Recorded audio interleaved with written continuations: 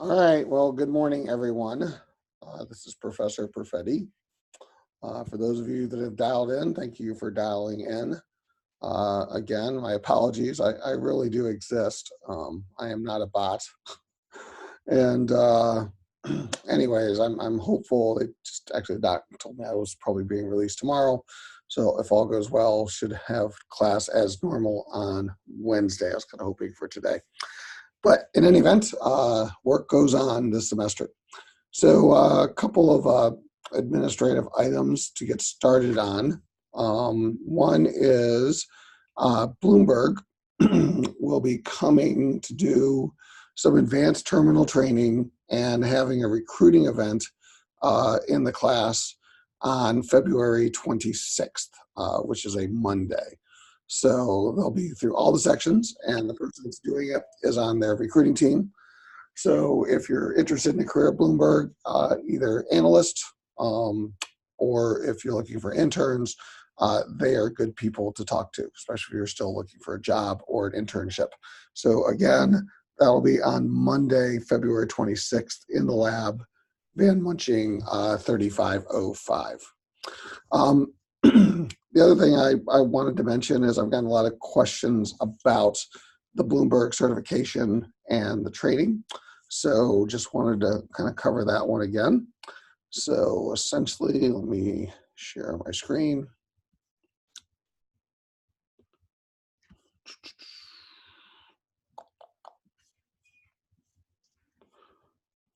All right. So for those of you that are doing the certification, just as a reminder, it's due February 14th. So there's two ways to do the certification in Bloomberg. So one is in the lab in either 3505 or technically you can use the downstairs lab in 1507. Just that one's always crowded. And again, logging into the terminal through BMC. The other way you can do it, again, is through the online link that Bloomberg have given us, and then you can sign up, and as long as you use our course code, avoid paying the $149 fee. So very important for the BMC certification. Click on the link here. Let's try. If you go to the BMC website, you have to type in this course code. And more importantly, you have to register with a whatever.turtmail@umd.edu email address. Because if you don't have that email address, it's going to give you the $149 fee in the shopping cart. Otherwise, if you use the email, then with umd.edu, you won't have to worry about paying the fee. So why does that matter? I know a few of the students were also asking about the 70%. So the way it's going to work is that there are 4 modules as part of the BMC certification. There's the economic indicators, there's the currencies, there's the fixed income, and there's the equities. In order to become certified, you have to complete those core concept modules, right? And so essentially, Bloomberg does not require, can I help you? Yes. And I'm in the middle of doing a webinar for my class. This is not a good time. Okay. Sorry. Okay, thank you. Thank you. So basically, for those 4 modules, you have to complete them. And what Bloomberg will tell you is they don't require 70%. We do. So you can actually get certified at scoring less than 70% on the multiple choice. So in order to do the submission in our class, you have to, once you finish the modules, you go back to the summary screen, you'll see a percentage score attached to each one. That score has to be 70 or higher. And that's the screenshot that you will have to submit in order to show that you are Bloomberg certified, right? Now, if you take the certification and you score less than 70%, say you score 68, you have to take it again. However, Bloomberg will only let you take it once per account. So what that practically means is if you do it online or if you do it through the terminal, you have to create another account. And through that other account, you can take that certification again, trying to get 70%. So technically you can keep creating accounts until you get 70%, but you might have to submit then more than one screenshot and up to 4 screenshots if you had to get certified across multiple accounts. So long story short, that's what's going to be very important. So remember, these accounts are different than the actual Bloomberg account for the terminal. So essentially, that's the process. I've also gotten questions about the lab and when it's open.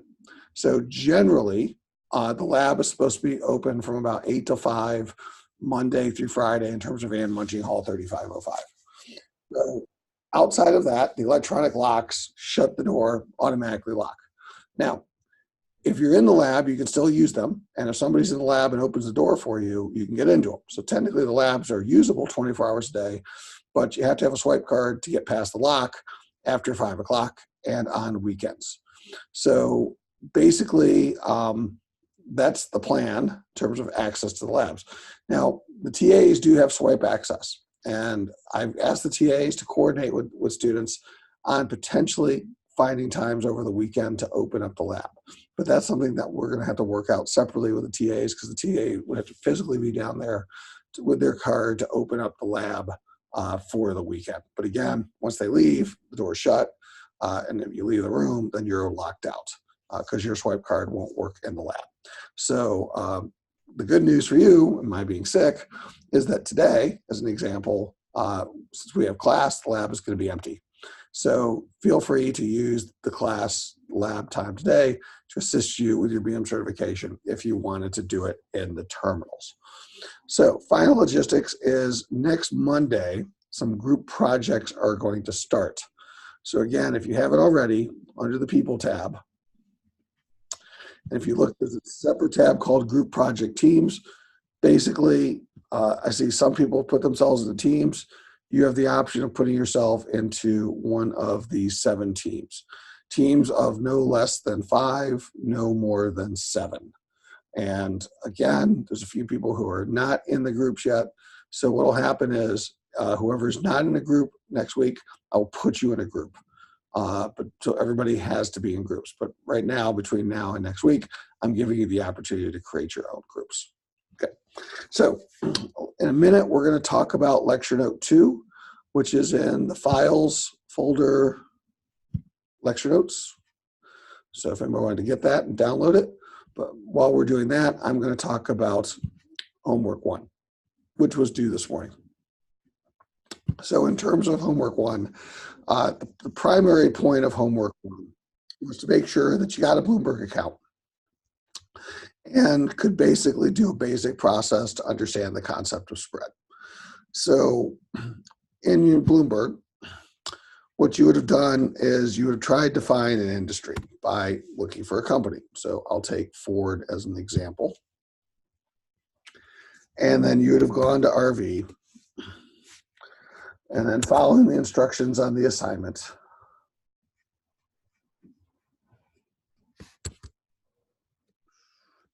I had told you to do, where did I say? RV tool using the screenshot for this. I think I said use GIX, and you could have used global. Then come over here to custom. We weren't worried about the industry, sub-industry. And then for adding column, we said do the ROIC. Well,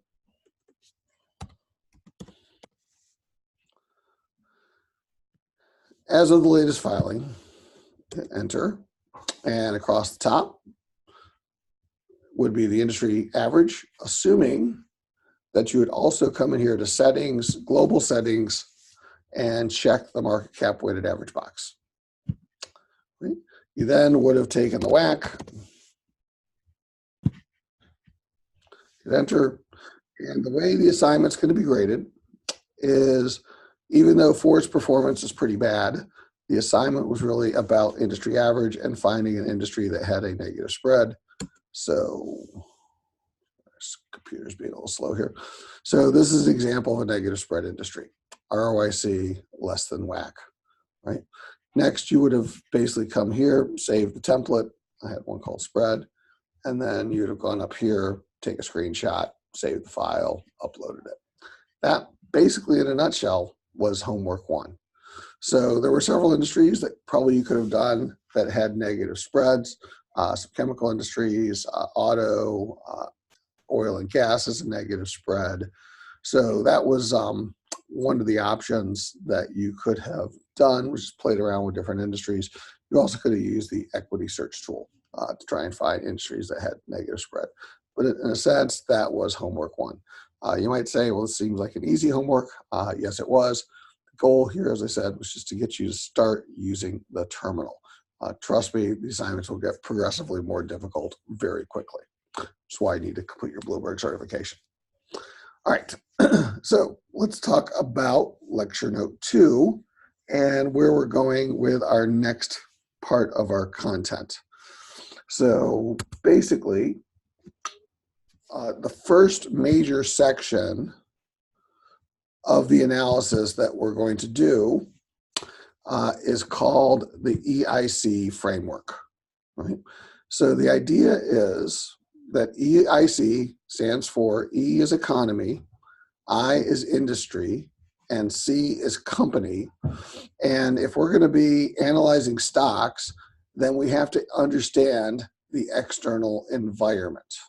Okay, so just to pick up on a theme we had talked about in the last class, you can kind of see it on spread, is that approximately half of the performance of any company is the industry that it's in. So what that practically means is that from an investor standpoint, when we buy a stock, we're going to ask ourselves basically 3 questions.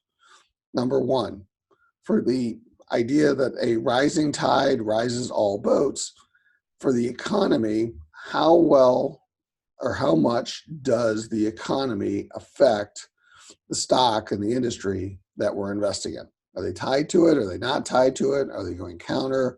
So will that even matter? And right now, given the uncertainty of the potential virus that's going on in China, how it's disrupting global trade, how it's causing potential issues with economic slowdown. There was an article today that Saudis were thinking about slashing oil production because people are traveling less due to the fears of the virus. U.S. airlines have suspended all flights to China. Basically, there will be economic consequences. So given what this means to the economy, how would that affect the different companies that we're analyzing? Second is the industry. So what are and this is the case of Michael Porter's 5 forces, but what are the kind of the rules of the industry? How is it explaining the current profitability? And more importantly, will it change over time? And then therefore, will that change cause the performance of the industry to change? And then the third part of the CE framework is called the company. And that goes back to competitive advantage. Okay? So the first question is, does a company have competitive advantage? And if so, for how long? And will it be able to maintain it relative to the industry? That's kind of 3 questions that we'll ask and talk about as we analyze companies that will eventually help us with our valuation. Okay, so let's start out with economic analysis. And for purposes of this class, obviously we can do very detailed macroeconomic analysis, but I'm going to keep it relatively simple. It's going to be 2 questions. Question number 1, what's going on with the economy? Question number 2, how is a company tied to the impacts of the economy? Right? So if I want to know in Bloomberg what's going on with the economy, there's many screens, but there's at least 2 that we're going to look at. So let me jump here to a terminal. So the first one is the short code, and you'll learn about this in your certification if you haven't already, is ECFC, which stands for Economic Forecast. And what economic forecasts do is just that. You can go by country, so it defaults to the US, but you can choose any country. And essentially, just as Bloomberg surveys analysts about the earnings and aggregates them, Bloomberg also surveys economists and aggregates their guesses about what's going to happen with the economy. So right now, for US example, GDP for 2020 is expected to be 1.8%. It was 2.3 last year, and 2021, 1.9%. More importantly, we're at about a 1 in 3 chance of recession in the next 12 months. And you can see forecast, for example, for CPI, housing starts, labor, budgets, interest rates, exchange rates, etc. Right? So, for example, if I wanted to switch this and see what it says for China, then you can see that China now has a 1 in 5 chance of recession, which for China is not something historically they've had to worry about in the last few years. And you can see that China is expected to see growth start to slow regardless. And these revisions have been revised down, that they've now broken below the 6% barrier. So again, the point is, first is what's going to happen to the economy. So is it getting worse? Not. Tepid. So those are just one of the screens that we'll look at to give us some insight. The other screen that we'll look at to get us insight is called ECSU. And this is called the Economic Surprise Index, something Bloomberg had created. And what this does is that you can see over here on the left-hand side of the screen, there are 43 different economic indicators that Bloomberg tracks, which they have put into 6 buckets or 6 categories: housing and real estate, industrial, labor, personal household income, retail and wholesale, surveys, and business cycle indicators. So this is a historical graph going back to the Great Recession. And basically what Bloomberg has done is they've looked at 2 things in this graph.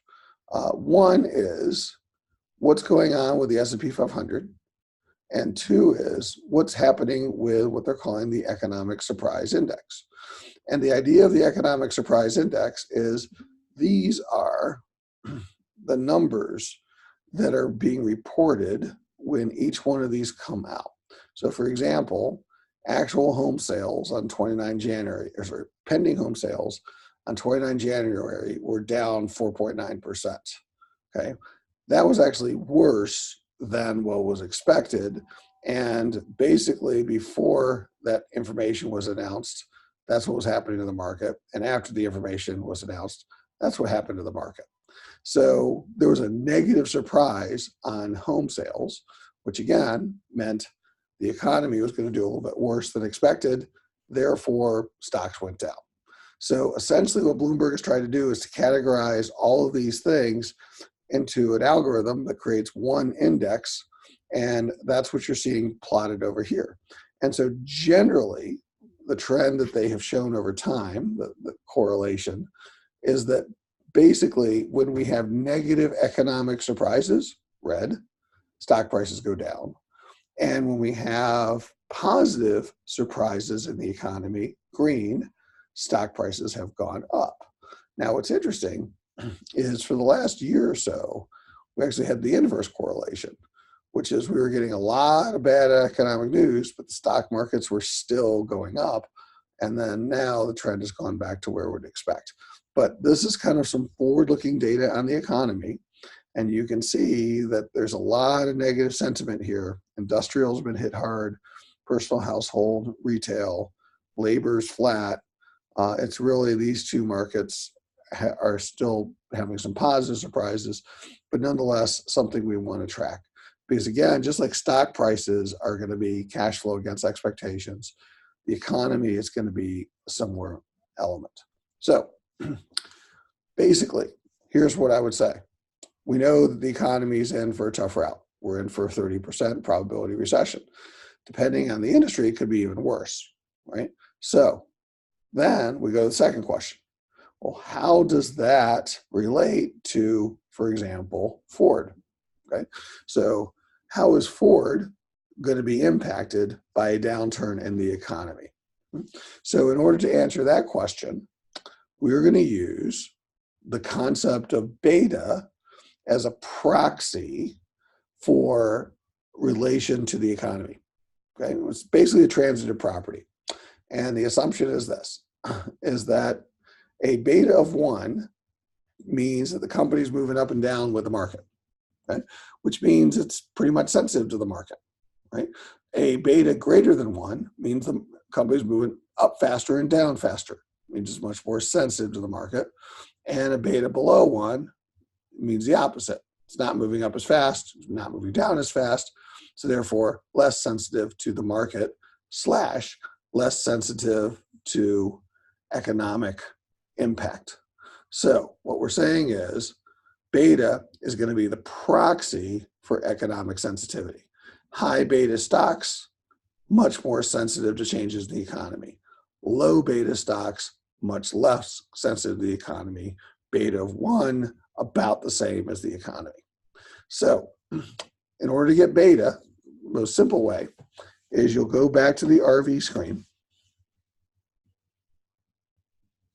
And once you're on the RV screen, which again will give us our industry, so here's our global automobile industry, then across these tabs, you want to go to the tab called Markets. And in the Market tab, there is a sub-tab called Beta. And this will give you the raw and adjusted beta for each of the firms. And if you had chosen global settings, market cap weighted average, the industry average adjusted for size. Okay? So, translation. The global automobile industry right now has a raw beta of 1.11. Okay? So basically what that means is that if the market were to go up 1%, the industry would go up 1.11%. If the market were to go down 1%, then basically, the market would go down 1%, the industry would go down 1.11%. So essentially what you're seeing here is a sense of the economic sensitivity. So there's going to be 2 parts to the sensitivity we're going to look at. One is the individual company we're looking at, so Ford, and then 2 is a sense of the industry. So the first thing what I would say is that Ford is in an industry that is going to be a little bit more sensitive to changes in the economy. Makes sense. Automobiles are generally not going to be purchased as much in bad times, right? But for whatever reason, Ford is less sensitive than the average automobile stock based on a 2-year beta. So essentially the 2 questions here, sub-questions, industry sensitivity and company sensitivity relative to its peers. So that's what we would explain. That's what we're going to write up, by the way, in homework 2, which is going to be due next Monday. Okay. So you'll also notice that in Bloomberg, there are 2 betas. There's the raw beta, and then there's the adjusted beta. And the difference between those 2 is just religion. So essentially, statisticians believe in regression to the mean. So sometimes they'll throw in a regression coefficient when they do their analysis. So basically, the raw beta is just that. It's the slope of the line. So another way to get to an individual company beta is you can literally type in beta, and this would be the calculation of Ford's beta. So by default, Bloomberg does a 2-year beta. And in this case, you can see it's done weekly for 2 years. In this case, against the S&P 500 index. This is the percentage change on a weekly basis of the S&P, percentage change of Ford, same week, scatter plot, draw the trend line. The slope of that trend line is the raw beta. Okay. Now, with the adjusted beta, what they do is they just move it closer to the mean with a regression coefficient. So they take 2/3 of the raw and 1/3 of 1, just do a weighted average, and that's called the adjusted beta.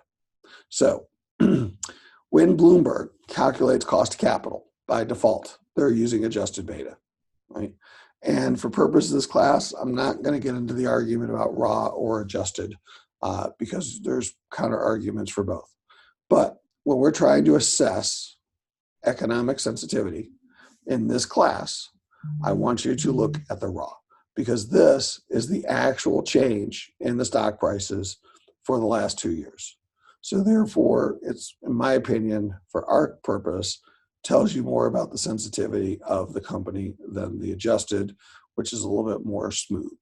So therefore, when you do the E in your assignment, what you're going to do is you're going to look at the economy, what's happening in the economy, the industry, raw beta, compare it, and then basically how a company is doing. So let's take another example. If I were to do airlines, let's say I was going to do Delta Airlines. So I would go to Delta. I would go to RV. I would go to comp sheets, markets. I would go to beta. And what I can see is the average airline has a raw beta of 1.14. So I would say that this industry is, again, a little bit more sensitive to economic changes. And Delta is at 1.09, which is a little less sensitive than the industry, but generally more sensitive than the average company. So practically, that's my answer for the assignment. But what it specifically means is that when we get down to the valuation later in the semester and we were valuing Delta, then I would need to take that into account when I forecasted the cash flows. Because I'm probably not going to be forecasting a straight line. And based on my feeling of what's happening with the economy, I might adjust the cash flows accordingly. So that's the concept of E and EIC. Next, I, industry.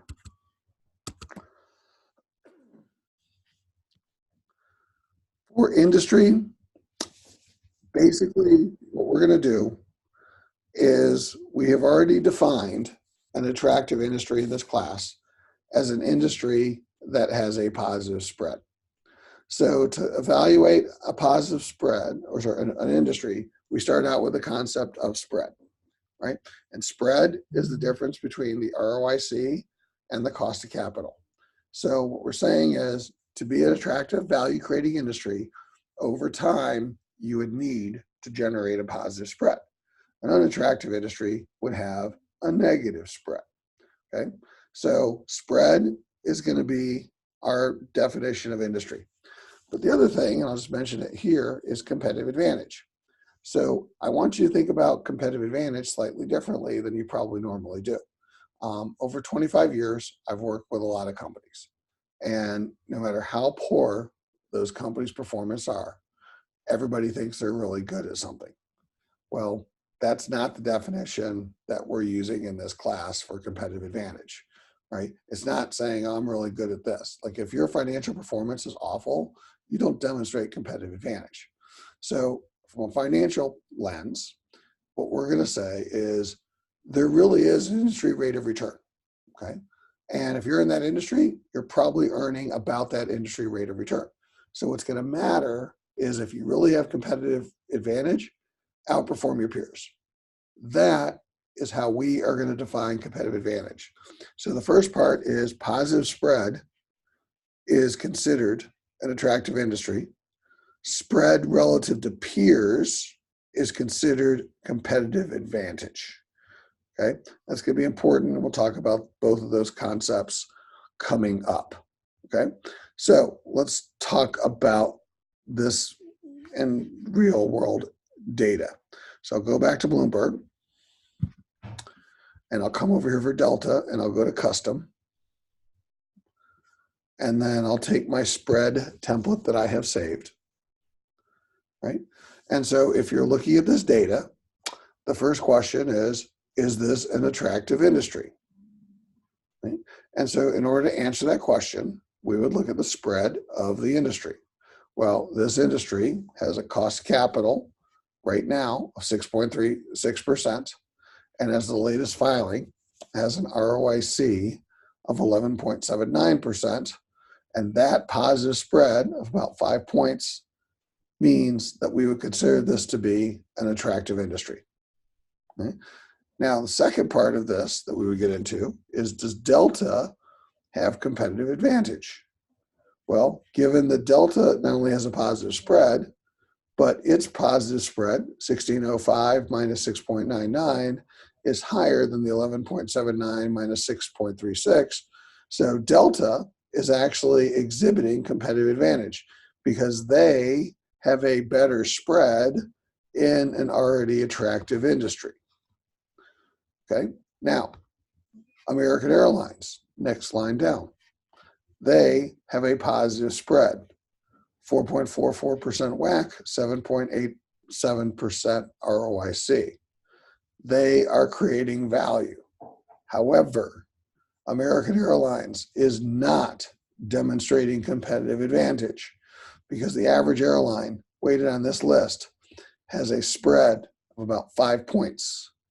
American's spread is about 3 points. So their spread, 787 minus 444, is less than the 1179 minus 6.36. So therefore, does not have competitive advantage. So one of the things that's going to be important to understand is you can still create value and not have competitive advantage because you happen to be in a very forgiving industry. Okay, and right now, all the airlines are doing well. You know, they're charging fees. They generally don't compete against each other. They've restrained capacity to keep their flights full, and that benefits everybody. So it doesn't mean you're good, it just means you're in the right place at the right time. Okay. Now, looking at the other industry, go back to Ford. This was part of your assignment, but this was an unattractive industry because it has a negative spread, 4.84 versus 7.02. Now, Ford was doing particularly poorly in the unattractive industry, so that would be the point. Not only are they in a bad place, but they lack competitive advantage, right? Which does bring up the question, can I actually have competitive advantage in a poorly performing industry? And the answer is yes. Okay, so competitive advantage doesn't mean you always make a lot of money. Competitive advantage is just relative performance to peers. So if your industry sucks, but you suck less, then we will deem that to be competitive advantage. Now, don't get me wrong, from an investor, they're probably not going to be at the top of my list if I'm a growth investor. But the flip side is it means that you're losing relatively less money, so you must be doing something a little bit better than the peers who are losing more. So that is how we're going to start the I in homework 2 as part of your EIC assignment. So you would have to take a screenshot of the RV screen, okay, as well as the beta screen. Answer with the beta screen. Basically, is this industry attractive or sorry, sensitive to the market and why? And what's happening in the market and the economy. And then the second one is this an attractive industry? And does the company have competitive advantage or not? What's its spread relative to the peers using numbers? Okay. But once we've done that, that's kind of the basics of the math. The next question is a why question. So why does delta have a competitive advantage?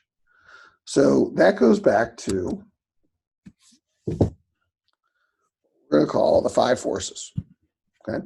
So if you're not familiar with Michael Porter's 5 forces, look it up.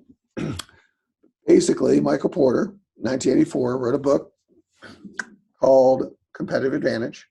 And in that book, he defined the concept of industry analysis.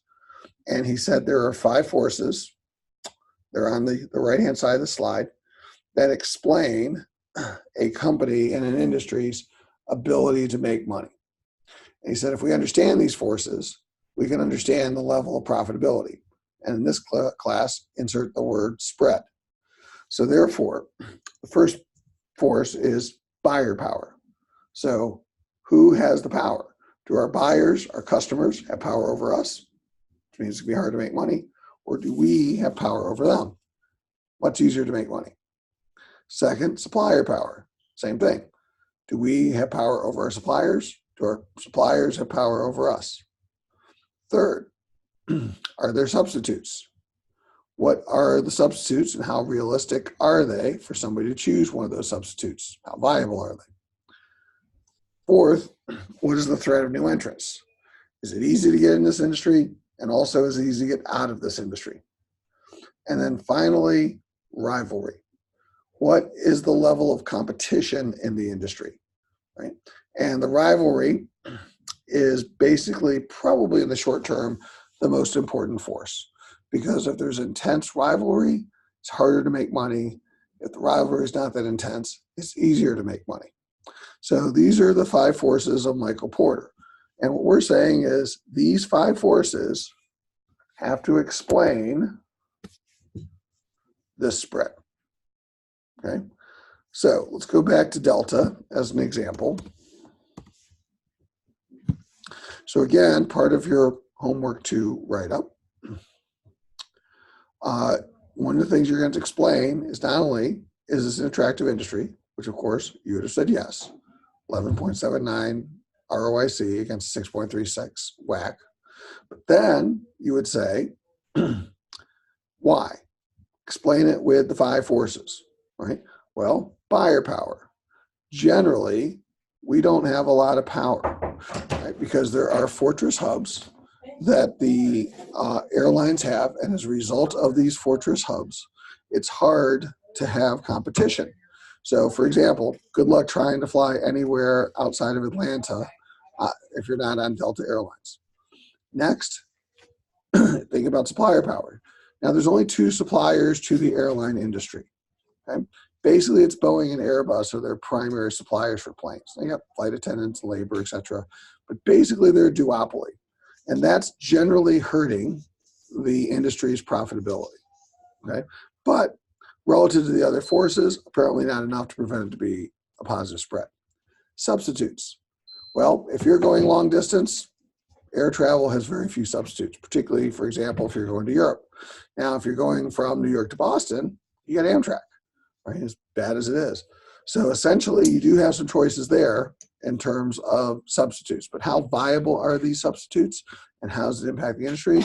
One could argue that right now, substitutes are not threatening the airline industry all that much.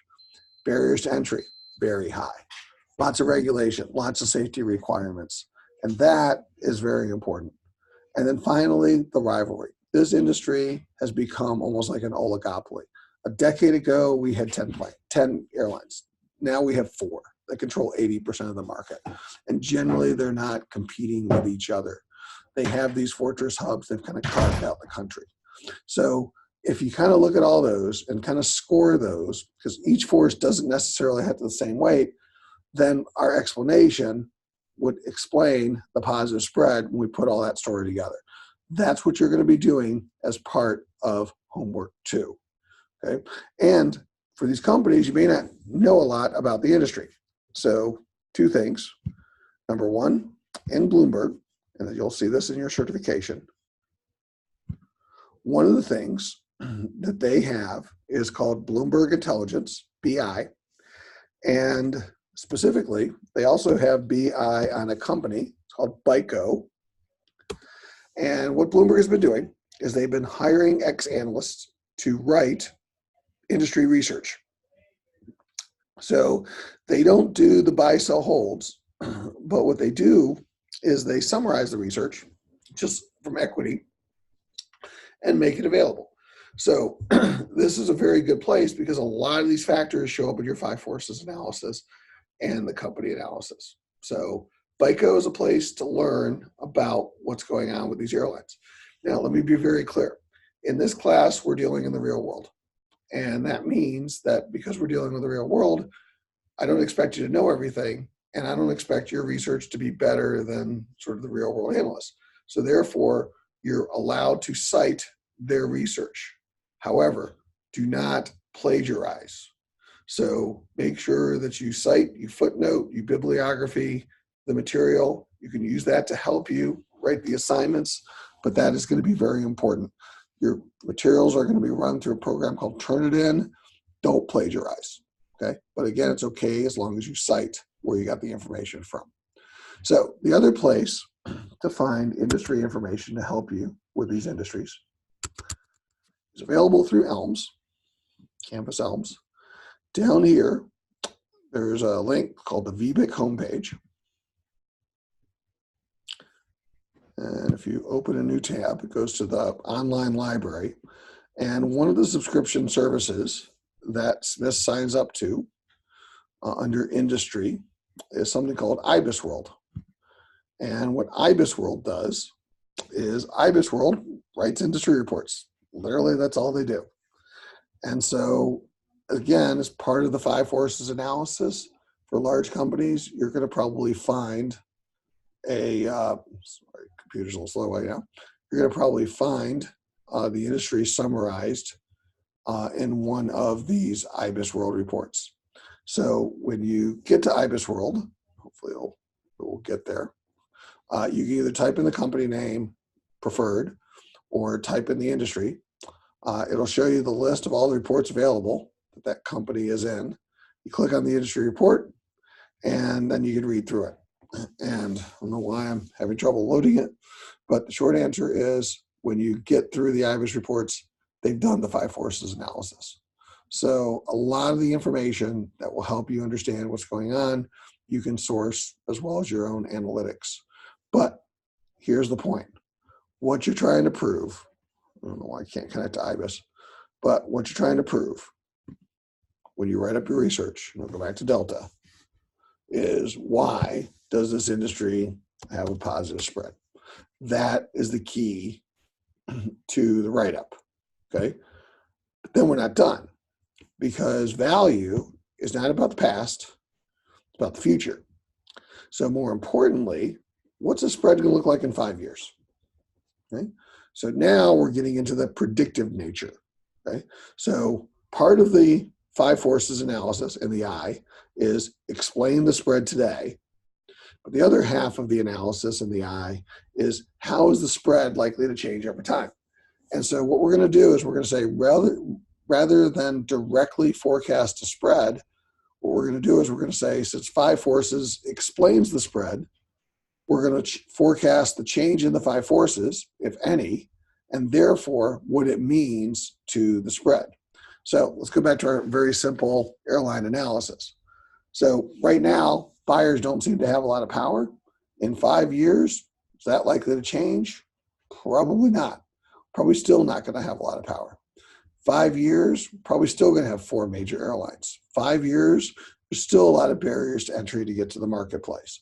5 years, I don't see high-speed rail or something else becoming a huge threat to the airline industry in the next 5 years.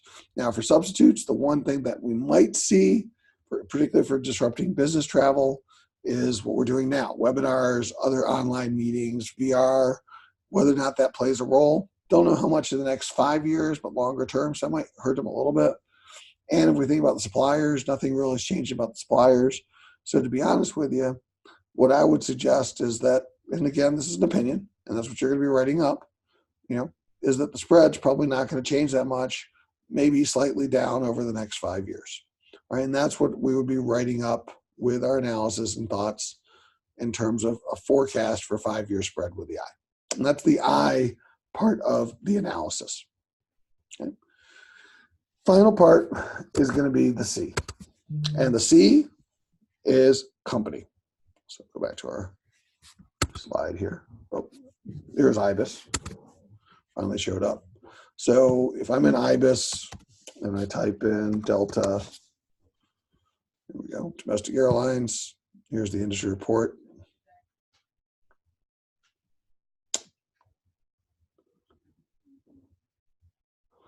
So this is the report. You can download this as a PDF, but as I said, you can see what's called the industry at a glance. Trends of the industry, SWOT, summary, industry structure, basically the 5 forces. You can also see industry outlook, which is their view of what's going to change over time. So again, you can get some sense of what's happening here in the IBIS World Report. And again, don't plagiarize, but use this, particularly for companies you don't know a lot about, to help you do your write-ups for the industry. Okay. All right. So back to C, competitive advantage. So again, in this class, our definition of competitive advantage is performance relative to peers, right? So here's what's actually changing about our view of competitive advantage. So the 20th century competitive advantage was defined by Michael Porter. And the idea beyond five forces was they developed something which is called the moat theory. And the idea of the moat theory was that you basically have a castle and you have a moat around the castle to keep out the bad people. So the question is, what's your moat? Okay, is it a patent? Is it a brand? Is it a technology? Is it a cost? Is it regulation? Because if you don't have a moat, then when competition shows up, you're not going to be able to maintain any performance against them. So ideally, and this is what Warren Buffett says, when he invests in a company, he wants a knight in the castle to ever expand the land's growth, and he wants a moat around the castle to preserve and protect what has been grown. And then it's all about extract. Well, the problem with that in the 21st century is that competitive advantage view is evolving to what's called, what Rita McGrath of Columbia calls the wave theory. And the problem with the moat theory is that what if nobody wants to invade your castle anymore? Well, it doesn't really matter what your castle is if the world moved on. So I go back to, think about Nokia, who used to sell phones, and then we switched to the iPhone. So it didn't matter how good Nokia's phones were, the iPhone completely disrupted their business, right? And so that's the point. Disruption is completely changing whole industries. And the moat theory doesn't matter, because if you're the one being disrupted, doesn't matter how good your business is. So increasingly, from an investor standpoint, we're starting to think about competitive advantage as a wave, which means it's not, do we have an advantage? It's how long before our wave crashes? And more importantly, if we're a good surfer, what's the next wave, right? Because I care about sustaining the business. And if I'm going to sustain the business, I have to be constantly on the lookout for what's next. So the thing that we have to start thinking about when we do this competitive advantage analysis is that competitive advantage is transient. And there is data in the book, which I know you've read, that talks about this. And one of the charts they gave was what happens to growth of large companies over time. And you see tremendous regression to the mean. You also see that ROICs divided by quintiles of industry indexes go down over time.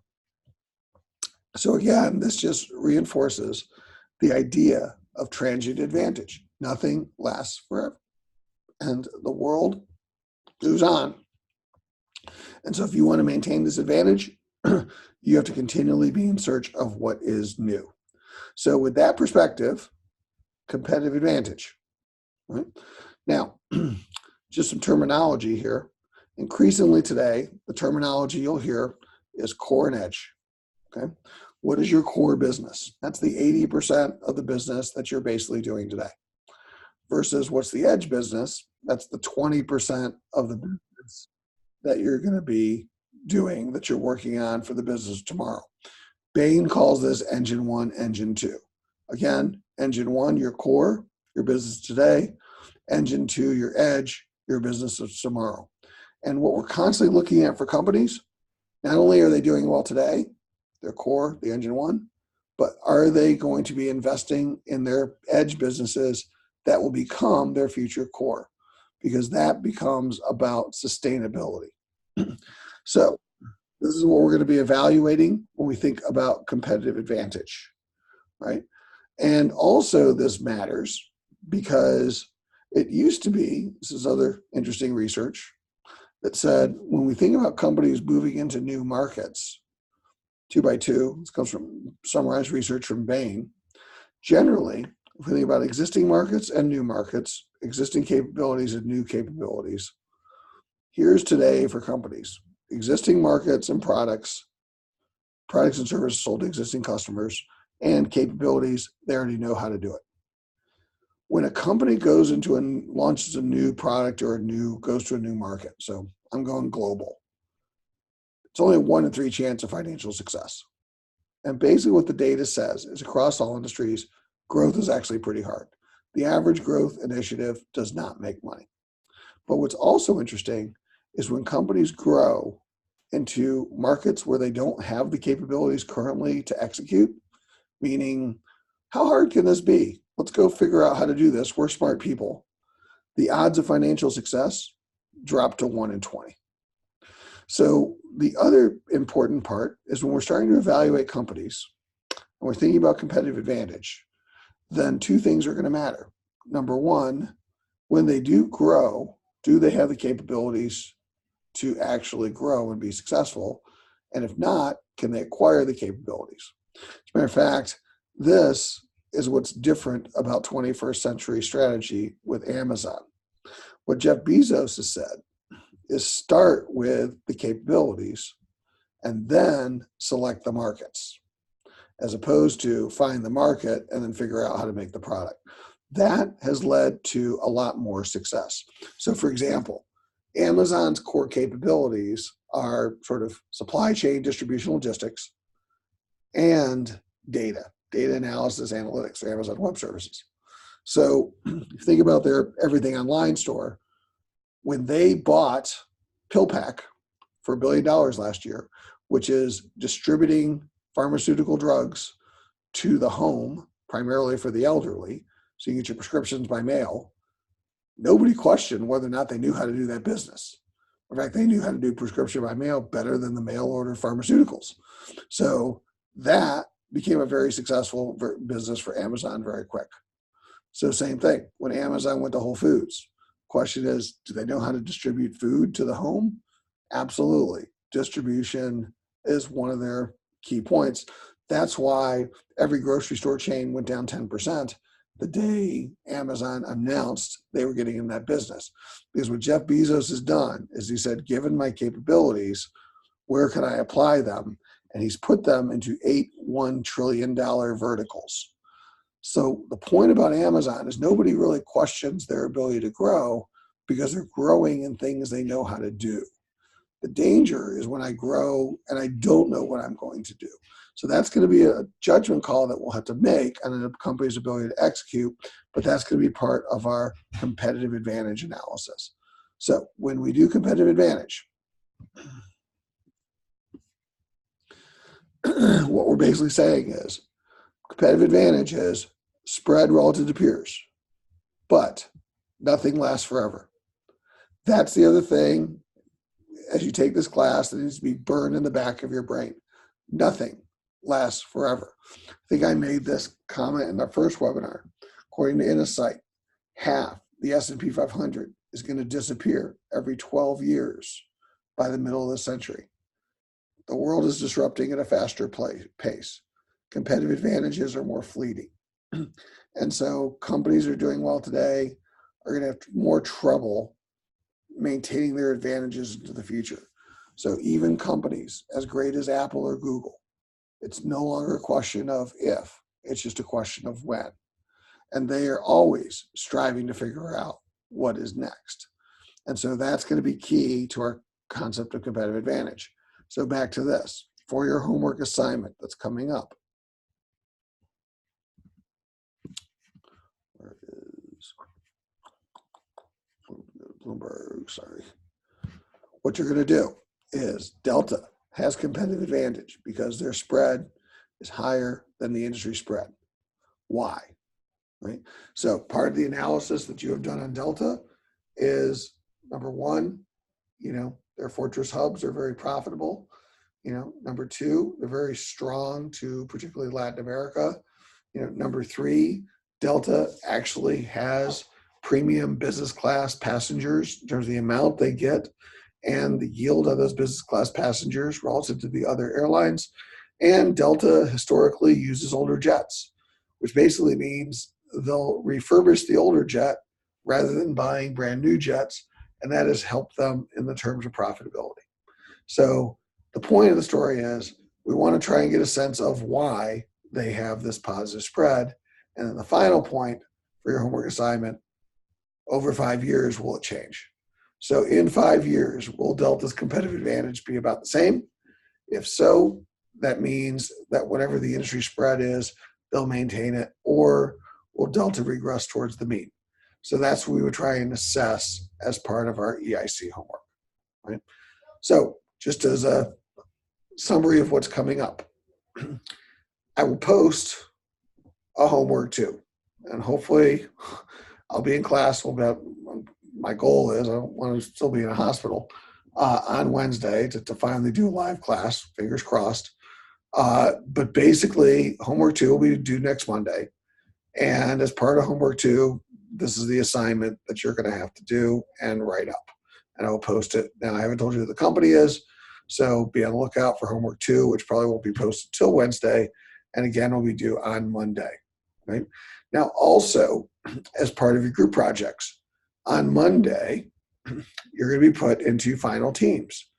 And one of the first team assignments for 5% of your semester grade is in a few weeks. You're going to have to, as a team, do an EIC analysis presentation to me for 5% of your semester grade on a company TBD. So a couple things are going to come onto this EIC, which is 1/4 of the final project that you'll work on later on in the semester. Okay, so all of that coming soon. In the interim, today, work on your BMC certification and essentially either do it online or do it in the lab, and basically try and get that done as quickly as possible, because regardless, you're going to be using Bloomberg more quickly. And again, hope to see everybody live in class on Wednesday. That is the plan. If anything changes, obviously I will keep you up to date. So before I close out this webinar, just going to see if I can take any final questions from anybody. You can type them into the chat box or unmute yourself and ask.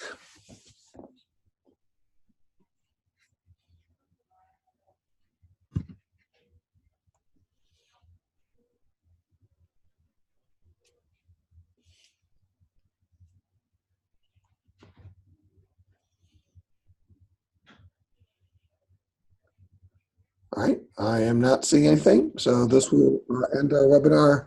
I'll post a copy of this to you shortly. And again, see everybody hopefully on Wednesday. Have a good day.